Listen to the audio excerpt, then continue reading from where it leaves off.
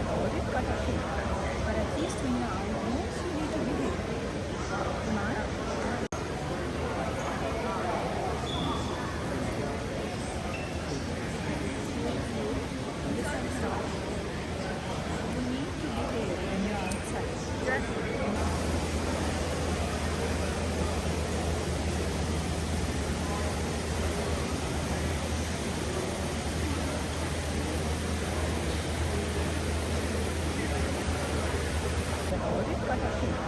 But at least when you're outdoors, you need to behave.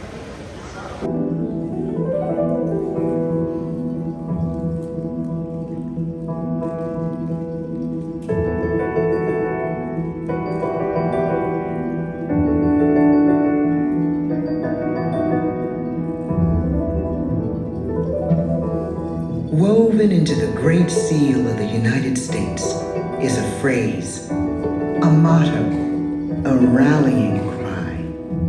E pluribus unum. Out of many, one.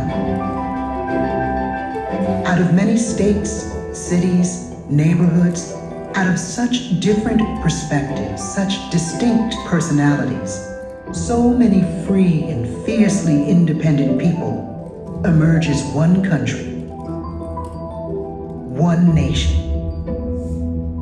How?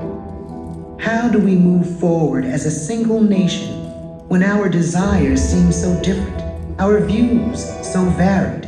Not easily and not quietly.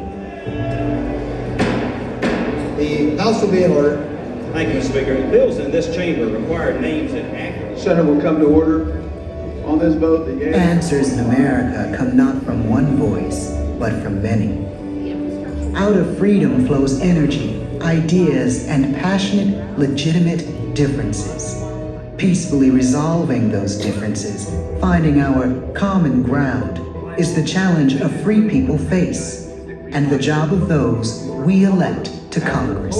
As far as the dates, I'm happy to provide it in the context that we have. Mr. Brown, Mr. Rubio, Mr. Steve. 100 senators elected for 6-year terms, 435 voting members of the House of Representatives elected for 2-year terms, on behalf of over 300 million American citizens. The House, the larger body, is designed to reflect the will of the majority.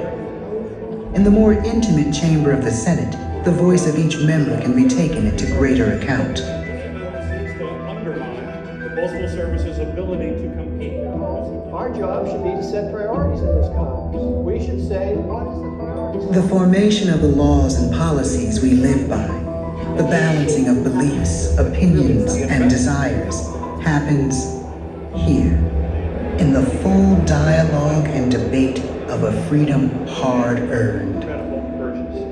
We have to do better, and we can do better. The price of becoming an independent people is paid in the blood of soldiers and sacrifice of families. Out of 8 years of struggle in the Revolutionary War emerges a new, at first uncertain country, more in fact, a collection of states. The question is how to create a strong nation while protecting the vital role of the states and the personal liberty of citizens. In Philadelphia, delegates to the Constitutional Convention cannot agree. How are the citizens and states to be represented in this new republic? What emerges is to this day known as the Great Compromise. There shall be one Congress with 2 houses. In the Senate, each state will be equally represented with 2 senators. In the House, each state will have a number of representatives based on population. The Constitution of the United States creates 3 equal branches of government: Congress, the presidency, and the judiciary. And Article 1 makes clear that Congress is the branch most directly connected to the people. In Congress shall reside the power to make all laws, to determine taxes, to regulate commerce, to establish post offices, roads and courts, and, when necessary, to declare war. The delegates believe every power of government should be exercised carefully, in full consideration of many points of view. The center of this new government, its capital, shall be built on new ground, on the crest of a bluff overlooking the Potomac River, at the heart of a new city called Washington. The design of the building is rooted in an ideal ages old, that citizens can build a government driven not by the whim of a dictator, king, or tyrant, but based on the consent of the governed. This monumental structure, built far from available supplies and resources, will be the largest building of its time in North America. Workers, many of them enslaved African Americans, quarry stone, cut and saw timber, lay brick, and finish rough and fine carpentry. By 1811, the Capitol of the United States houses in its north wing the U.S. Senate, in its south wing the U.S. House of Representatives. The experiment of representative democracy, of electing citizens to make the decisions of government, has been launched, only, incredibly, to be torched. 2 years into the War of 1812, British troops invade the city, sweep into the capital, and set ablaze the center of American self-government. Doubt that the burned-out city would even remain the nation's capital yields to the resolve of a now-tested nation. A nation pushing west. New states have joined the original 13, adding seats to the Senate and more members to the House. Congress is where the issues of building a nation unfold.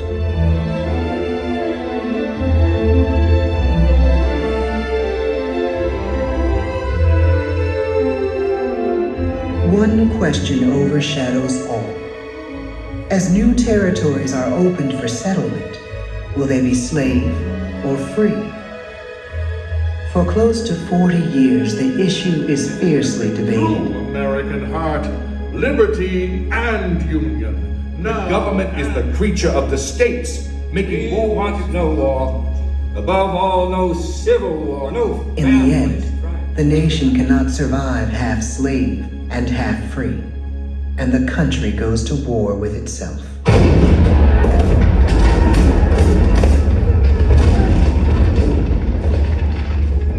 The frame of the great dome of the Capitol sits unfinished, but the builders decide to continue, trusting that the nation will endure, that this is not the time to doubt America's future.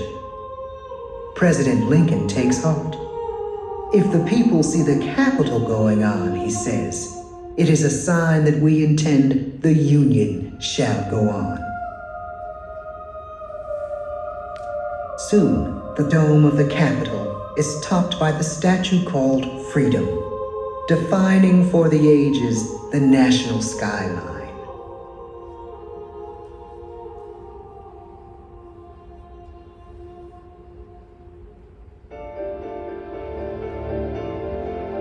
The new dome reflects an ambitious country. Congress creates new legislation to spur opportunity and growth, while its research arm, the Library of Congress, expands to a dramatic new building across from the Capitol. Also continuing to grow is the basic right within this form of government, the right to vote. In Congress, we debate who gets included. Through congressional hearings, constitutional amendments, and landmark legislation, the right to vote will be expanded and protected. The process of seeking solutions to the nation's problems and unleashing the nation's possibilities unfolds over time.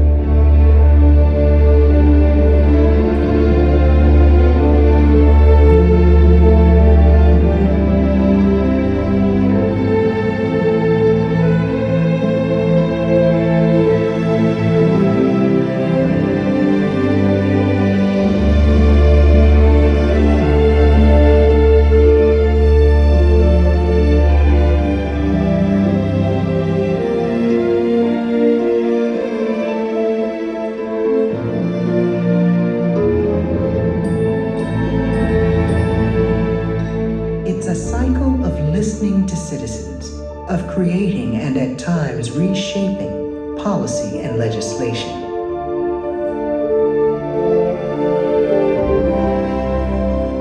Some bills pass easily, reflecting a wide consensus. Others pass narrowly. Not every idea should become a law. And with time and perspective, some laws are changed or replaced with new legislation. Through the work of Congress, ours is a government of, by, and for the people. We change our prospects and advance our cause through what happens here.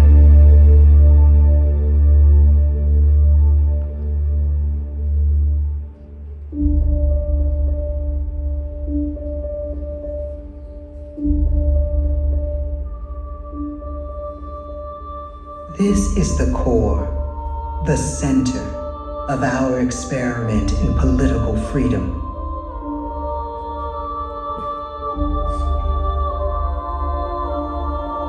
Curving walls set on a foundation graceful and granite hard. The artistry and care of many hands over time reflect our history and celebrate the nation. We inaugurate our presidents here and come to bid them and others farewell. The U.S. Capitol is our national stage. Please raise your right hand. Do you solemnly swear that you will support and defend the Constitution of the United States? Mr. Carter, Mr. Heinrich.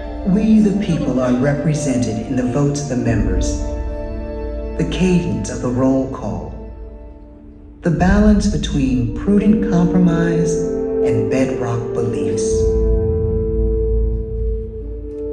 Congress is the crucible where views and ideas from every corner of the country are expressed, examined, and debated, considered, and considered again. Congress is where we can find our common ground.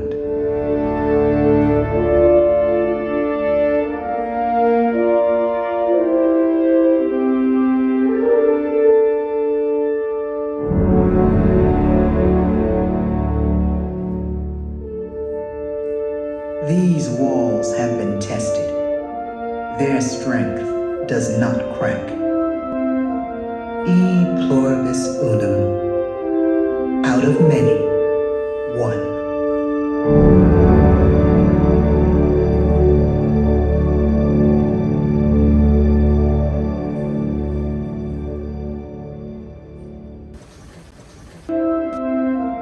E pluribus unum. Out of many, one.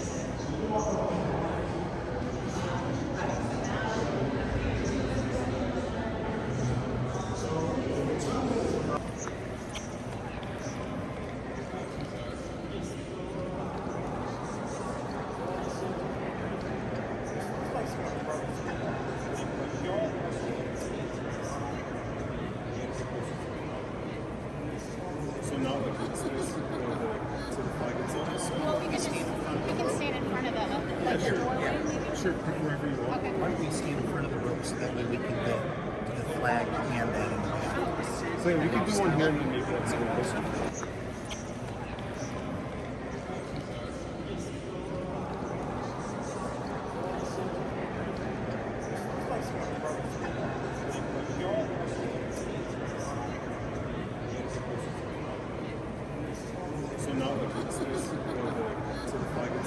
Well, we can stand in front of the doorway, maybe? Sure, wherever you want. Okay. Why don't we stand in front of the rope so that way we can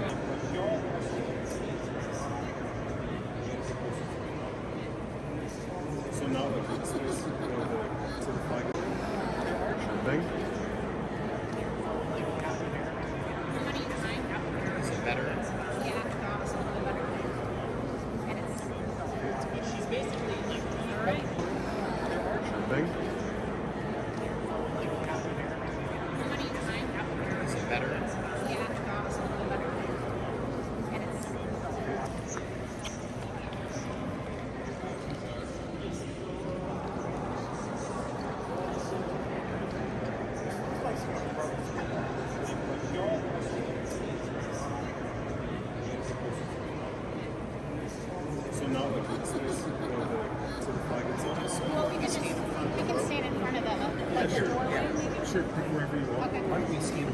so that way we can. So we can do one here and then maybe that's a good thing. Is it better? She's basically like, all right.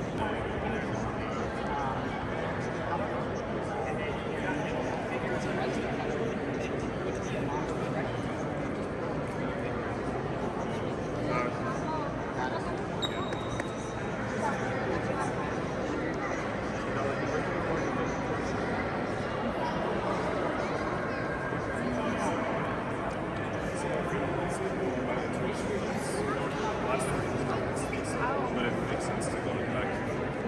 So Wednesday,